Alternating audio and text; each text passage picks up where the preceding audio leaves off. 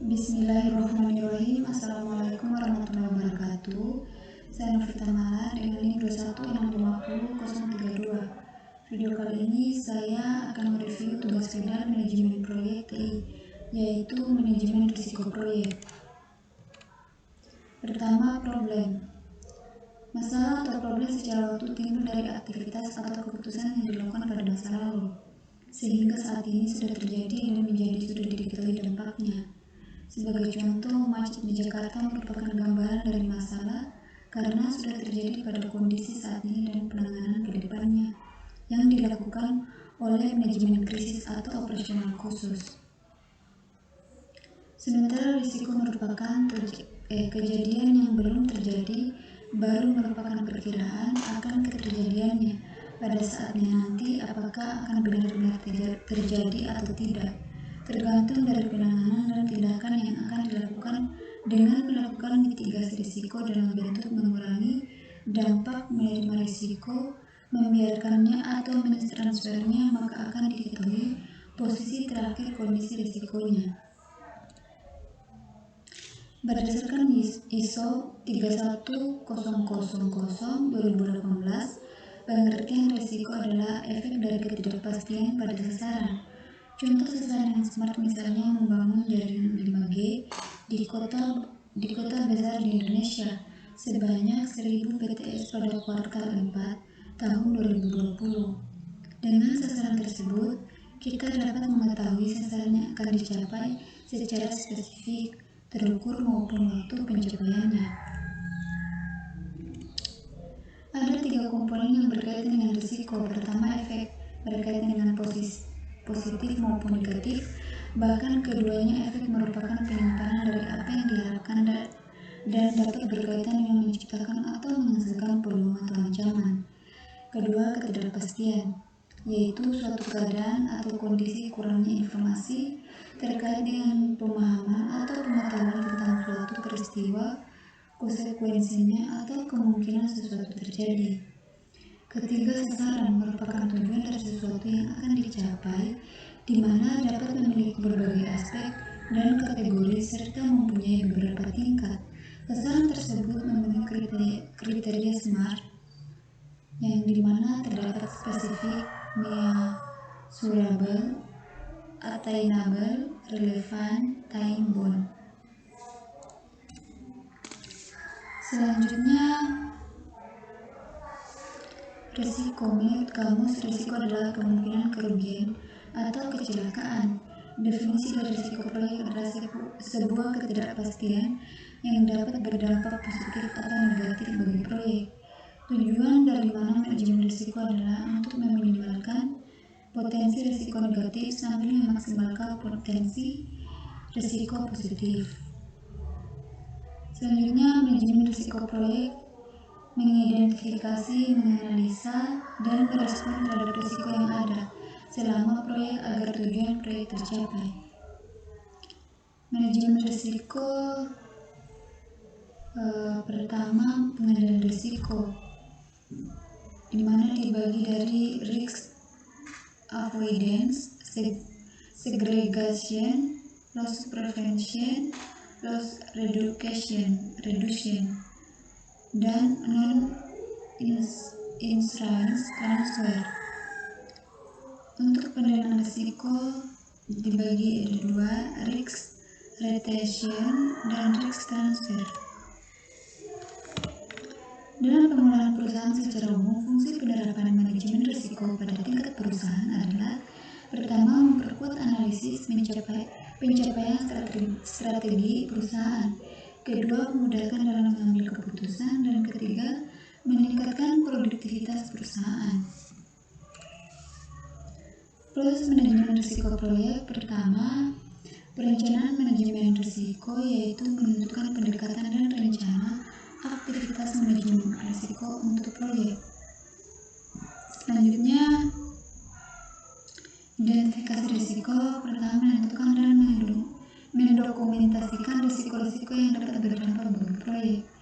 Melakukan analisa risiko kualitatif, memprioritaskan risiko berdasarkan probabilitas dan dampak risiko tersebut.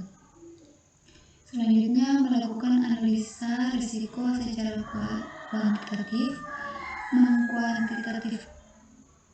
mengkuantifikasi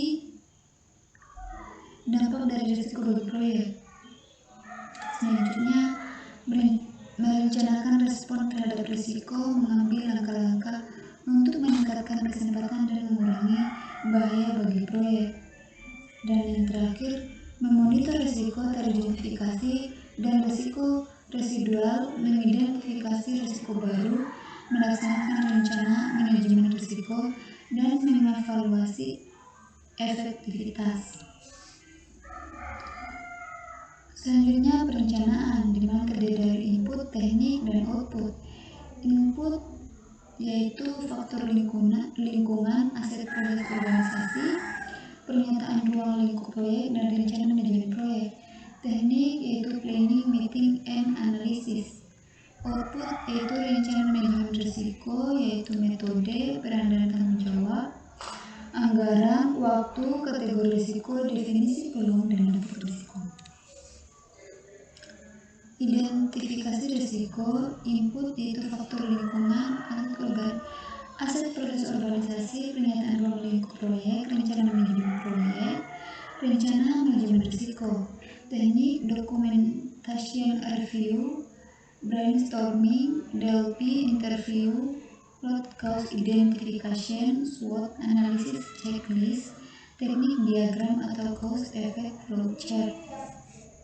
Untuk output risk register, pertama daftar risiko teridentifikasi, daftar respon potensial, risiko akar penyebab, kategori risiko yang update. Selanjutnya, analisis risiko kualitatif. Input yaitu aset proses organisasi, pernyataan ruang lingkup, rencana manajemen risiko, dan risk register. Untuk teknik, penilaian probabilitas dan dampak risiko, matrik probabilitas dan dampak, penilaian mutu dan risiko, kategorisasi risiko, dan penilaian urgensi risiko.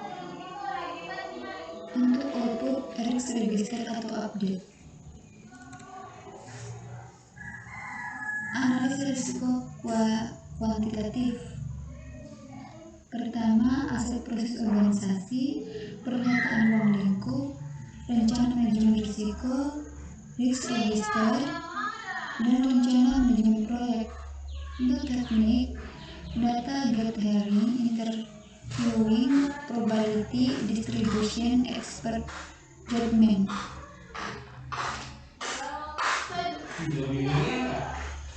Untuk kuantitatif, teknik full, analisis sensitivitas, analisis eksperitif, monitoring volume atau EMV, pengambilan keputusan, modeling, dan simulasi. Untuk output risk register atau update test, analisis probabilistik, proyek peluang, mencari tujuan biaya dan waktu, daftar prioritas risiko terkuantifikasi.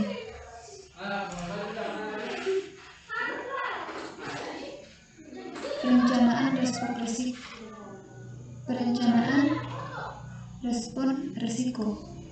Input risk management plan, risk register. Untuk teknik, strategi untuk risiko negatif, ancaman, strategi untuk risiko positif, kesempatan, strategi untuk ancaman dan kesempatan, strategi respon kontinen.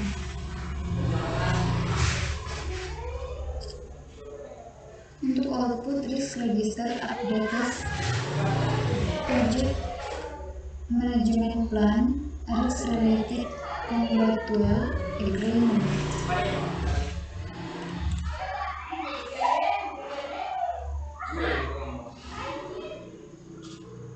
Pengendalian dan monitoring risiko.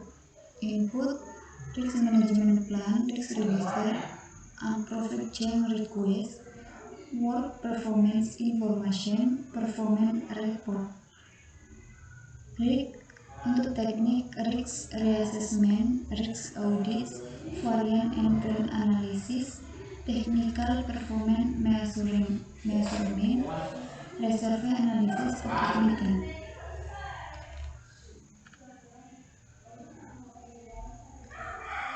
Untuk output risk register, requested changes, recommended corrective action, recommended preventive action, organizational process, asset, project management plan.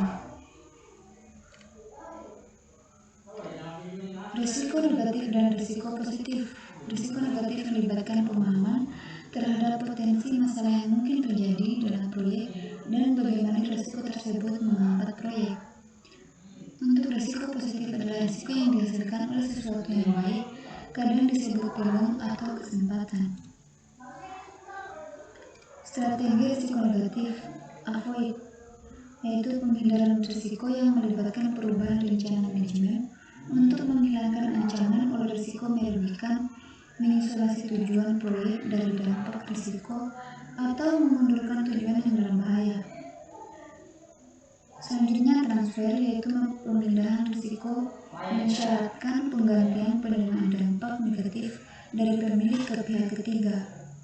Mitigate, yaitu pengurangan peluang dan atau dampak peristiwa berisiko yang merugikan ke ambang atau batas yang dapat diterima. Strategi risiko positif exploit, yaitu strategi untuk memastikan bahwa kesempatan dapat terrealisasi. Contoh, menugaskan SDM yang lebih berbakat untuk mengurangi waktu penyelesaian atau penyediaan mutu lebih baik dari yang direncanakan. Share, yaitu alokasi kepemilikan kepada pihak ketiga yang memiliki kemampuan terbaik menangkap peluang manfaat proyek. Contoh, special purposes company joint venture. Selanjutnya, enhance, modifikasi ukuran kesempatan dengan meningkatkan peluang dan atau dampak positif dengan mengidentifikasi dan memaksimalkan pengendali kunci dari risiko berdampak positif. Untuk perencanaan manajemen risiko, yaitu output dokumen rencana pengelolaan risiko. Selanjutnya berisi prosedur untuk mengelola risiko sepanjang proyek. Dan yang terakhir, isi dokumen manajemen risiko, yaitu metodologi, daftar jabaran dan tanggung jawab, kategori risiko, dampak dan probabilitas risiko, dokumentasi risiko. Rencana kontingensi.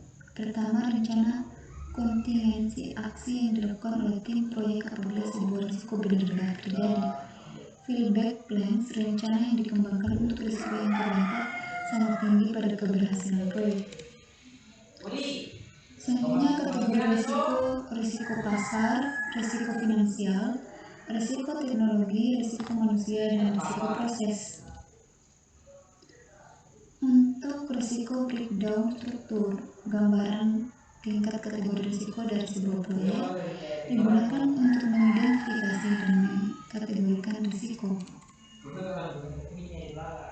Project terdiri dari bisnis, technical, organisasional, project management. Bisnis terdiri dari competitors, suppliers, cash flow. Technical terdiri dari hardware, software, dan network. Organisasional terdiri dari executive support, user support, team support.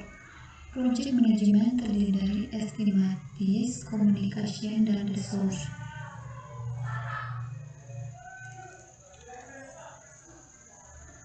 Potensi risiko negatif dikaitkan dengan knowledge area. Langsung saja, identifikasi risiko. Proses memahami potensi kejadian yang dapat menghambat atau membantu sebuah proyek. Alat bantu dan metode untuk identifikasi risiko: brainstorming, DLP, interview, analisis, SWOT. Brainstorming yaitu membantu grup yang membahas berbagai macam ide atau solusi secara spontan untuk menyelesaikan permasalahan tertentu. Teknik DLP digunakan untuk mencapai kesepakatan dari sekumpulan ahli di bidang tertentu yang melakukan prediksi terhadap masa depan. Interview ya sebuah cara untuk menemukan fakta dengan cara mengumpulkan informasi melalui tatap muka, telepon, email, atau instant messaging. SWOT yaitu analisa SWOT atau Strengths, Weakness, Opportunities, and Threats, membantu mengidentifikasi risiko positif dan negatif yang dapat terjadi di sebuah proyek.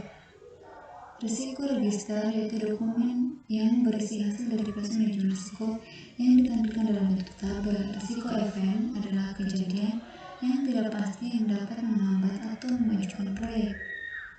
Contoh risiko register terdapat dari gambar di bawah. Matriks probabilitas yaitu dampak yang berisi gambaran probabilitas kejadian sebuah proyek. Sebuah risiko dipasangkan dengan dampak dari risiko tersebut. Di sini terdapat contoh matriks probabilitas. Selanjutnya analisa kuantitatif risiko. Metode yang digunakan investigation tree, simulasi, analisa sensitivitas. Decision tree dan expected monetary flow. Decision tree adalah diagram analisis yang membantu dalam memilih sebuah situasi yang hasilnya belum pasti. Menghitung NIF, tahap menghitung estimated monetary value. Pertama, masukkan nilai probabilitas terjadinya sebuah risiko. Kedua, masukkan nilai finansial dari dampak tersebut. Ketiga, kalikan nomor dengan nomor 2 untuk risiko positif. Opportunity, nilai EMF adalah positif. Untuk risiko negatif, nilai EMF adalah negatif. Contoh kasus, sebuah perusahaan melakukan analisa kuantitatif risiko proyek pengembangan sistem informasi yang akan mereka laksanakan. Proyek tersebut mempunyai dua kondisi kemungkinan. Kondisi kemungkinan pertama adalah proyek akan berhasil mencapai tujuan, dan kondisi kemungkinan kedua adalah proyek akan gagal. Kemungkinan proyek akan berhasil sebesar 70% dan kemungkinan proyek akan gagal 30%. Jika proyek berhasil, perusahaan akan mendapatkan laba USD 20.000, dan jika proyek gagal, perusahaan akan rugi USD 8.000. Hitungan estimasi nilai keuangan proyek pengembangan sistem informasi tersebut. Diketahui tipe proyek pengembangan sistem informasi, kondisi kemungkinan berhasil 70% laba, gagal 30%. Ditanya estimasi mengenai proyek. Jawabannya, untuk mengerjakan soal di atas kita perlu ingat kembali bahwa EMF dihitung dengan menjumlahkan hasil perkalian kemungkinan probability P, dampak impact atau I dari semua kondisi kemungkinan dari proyek. Jadi langkah pertamanya akan kita tuliskan kembali ke dalam bentuk tabel seperti pada gambar tabel.